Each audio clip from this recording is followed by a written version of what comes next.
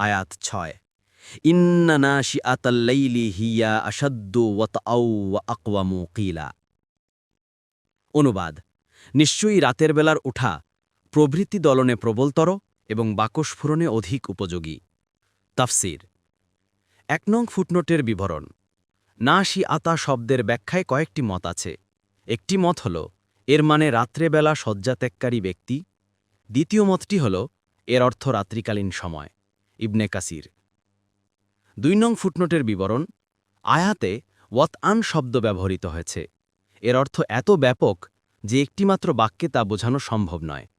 এর একটি অর্থ হল রাত্রিবেলায় ইবাদত বন্দেগীর জন্য শয্যা ত্যাগ করে ওঠা এবং দীর্ঘ সময় দাঁড়িয়ে থাকা যেহেতু মানুষের স্বভাব বিরুদ্ধ কাজ, মানুষের মন ও প্রবৃত্তি এই সময় আরাম কামনা করে, তাই এটি এমন একটি কাজ ও সাধনা যা প্রবৃত্তির জন্য অত্যন্ত কঠিন।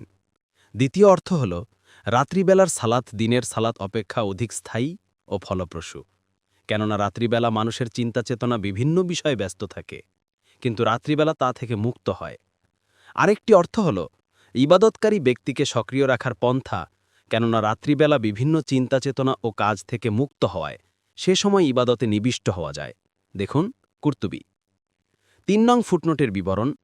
আকওয়ামু শব্দের অর্থ অধিক সঠিক, আর কিলান শব্দের অর্থ কথা, তাই এর আবিধানিক অর্থ হল কথাকে আরও বেশি যথার্থ ও সঠিক বানায়, অর্থাৎ রাত্রিবেলায় কোরআন তেলামাত অধিক শুদ্ধতা ও স্থিরতার সহকারে হতে পারে।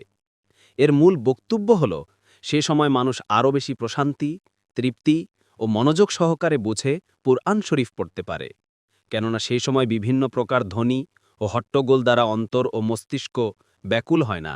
দেখুন ফাতহুল কাদির। ইবনে আব্বাস রাদিয়াল্লাহু আনহুমা এর ব্যাখ্যা করেছেন, গভীর চিন্তাভাবনা ও মনোনিবেশ সহকারে কুরআন পাঠের জন্য এটা একটা অপেক্ষাকৃত উপযুক্ত সময়।